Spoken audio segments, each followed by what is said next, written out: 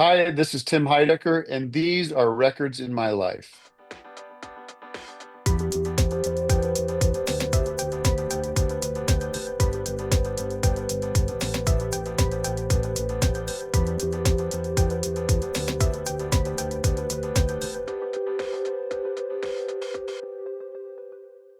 I hope you had a nice holiday. All good? All good, yeah. I'm done celebrating all the various holidays. I'm ready to get back to normal life.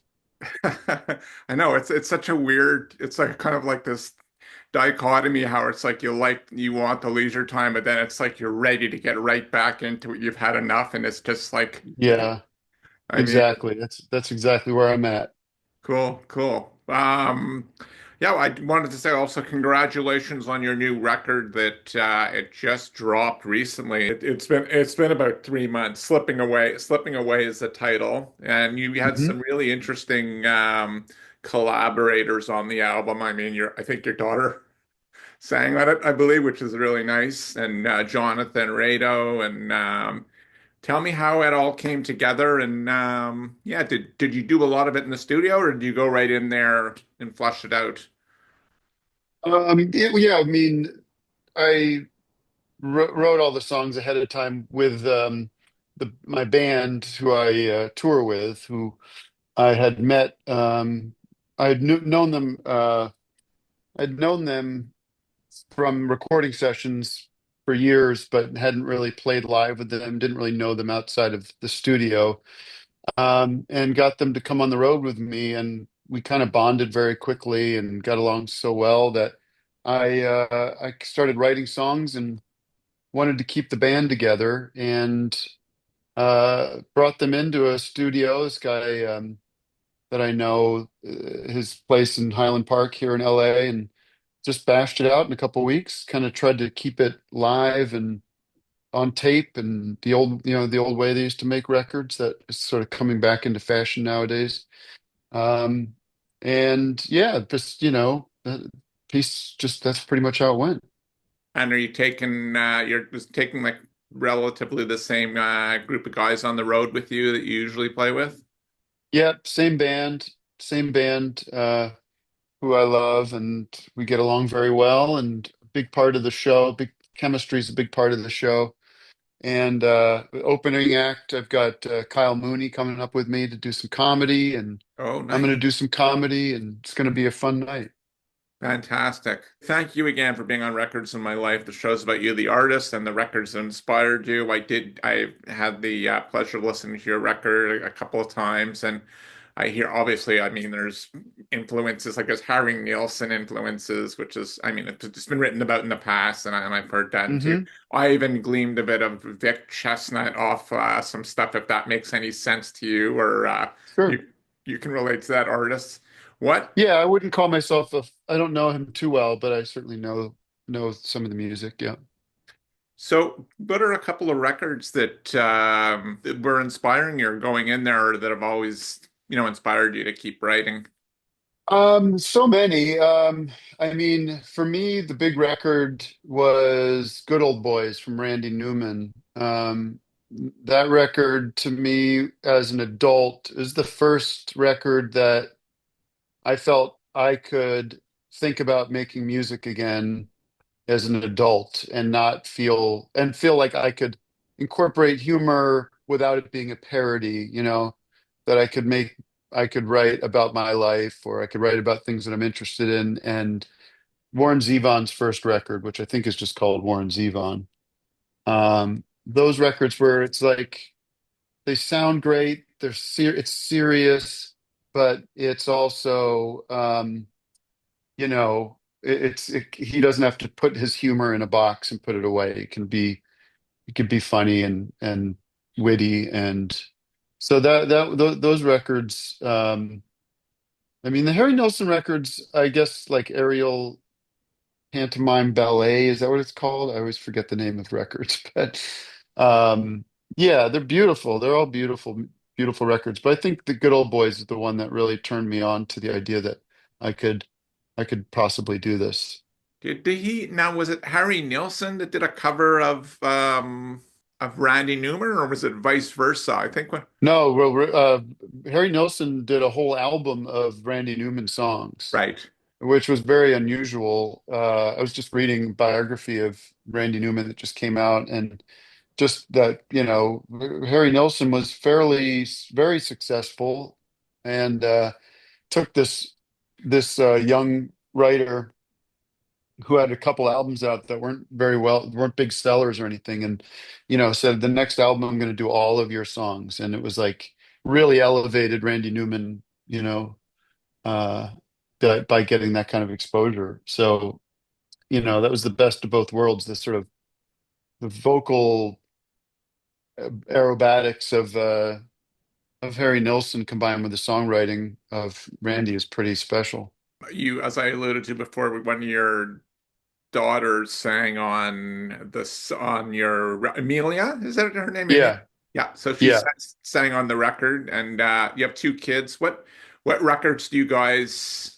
I have a son as well, just because we love listening to Hmm. music. And what records do you Yeah. guys enjoy listening to together?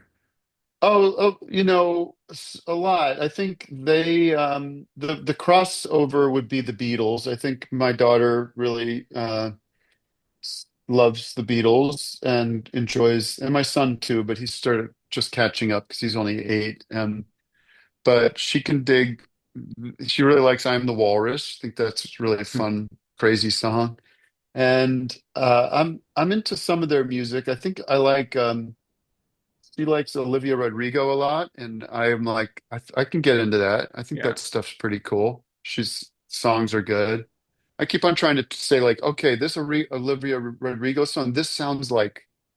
I'll tell you what the inspiration is. I try to turn them on to the earlier stuff, which I mean, that record you just play her like Green Day and be like, this is actually what I grew up with, which doesn't feel like old music, but it is now. So that kind of stuff. They like this group called AJR. That's like these three brothers that Yeah. I like. I think they're really talented, and we went to go see them, and they put on a great show. So we connect about music a lot. Then they know the songs that are annoying to me. Like they'll play some, Of you course. know, they really know how to get under my skin. There's like I listen to a lot of like anime music. I don't know if you're Yeah. familiar with that genre. Like uh pretty crazy stuff that I don't know how they find it, but and then like old, the kids songs that are just like annoying, like little drips of water in on your forehead kind of songs. But yeah, we connect about music a lot. And obviously I had to ask you this question. What's your favorite or a couple of your favorite comedy records? There's been a lot of Hmm. great ones that have held up over the years. Obviously, Spinal Tap.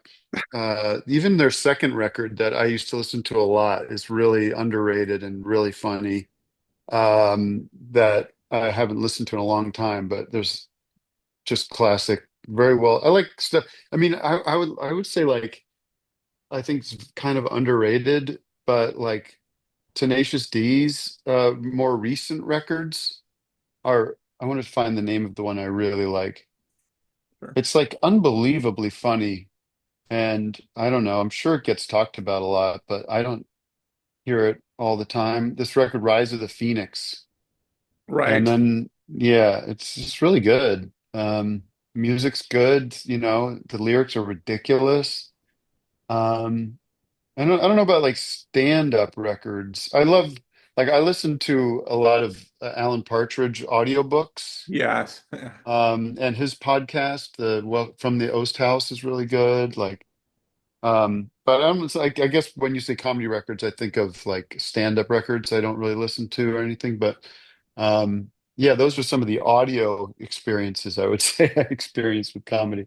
Fantastic. And what's a new record that can be a newer artist or a new record that's a new discovery to you, which you're currently obsessed with? This record called "This Is Lorelei." Oh yes. You know about it? Great record. Yeah, guy. He's also in Water from Your Eyes, Nate Yeah. Amos. Yes, I've been communicating with him because like I kind of maybe said earlier, or I didn't say this, but uh all these people out there know me, especially younger people grow up with me, and then I discover stuff just like anybody else does. And I usually don't, I'm not a big fan of a lot of, I don't know, I don't like a lot of things. And when I find something I like, I get excited about it and share it online and stuff. And so he wrote and was very excited because he's a big fan of mine. That's And so great. it's nice when that happens. But I can't stop listening to that record. I think it's fantastic. Here, I'm going to kind of put you on the spot here.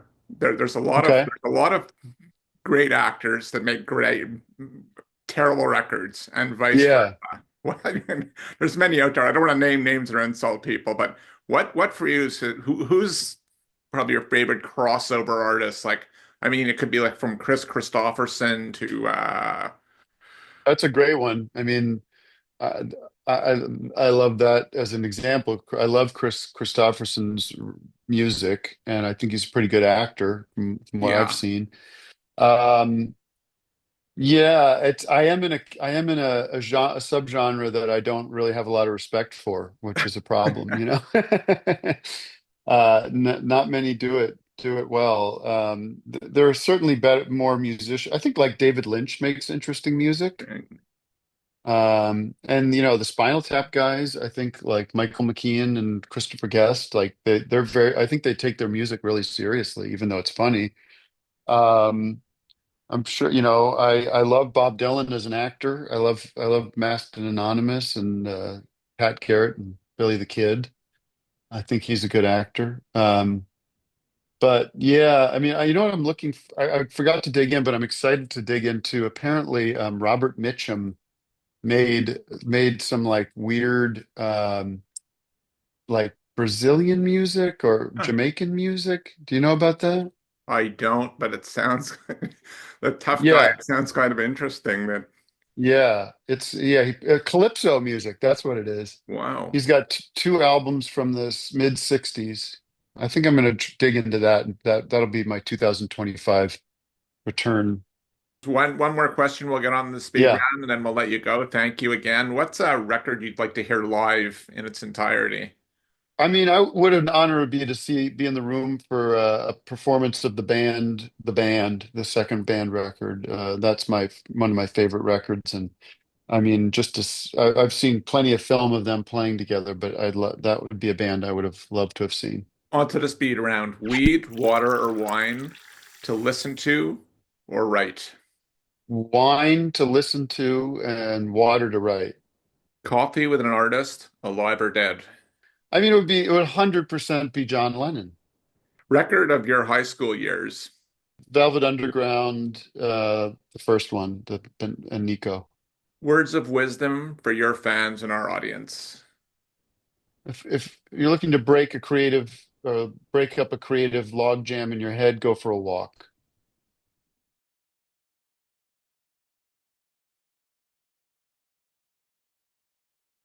The show is really nothing without you.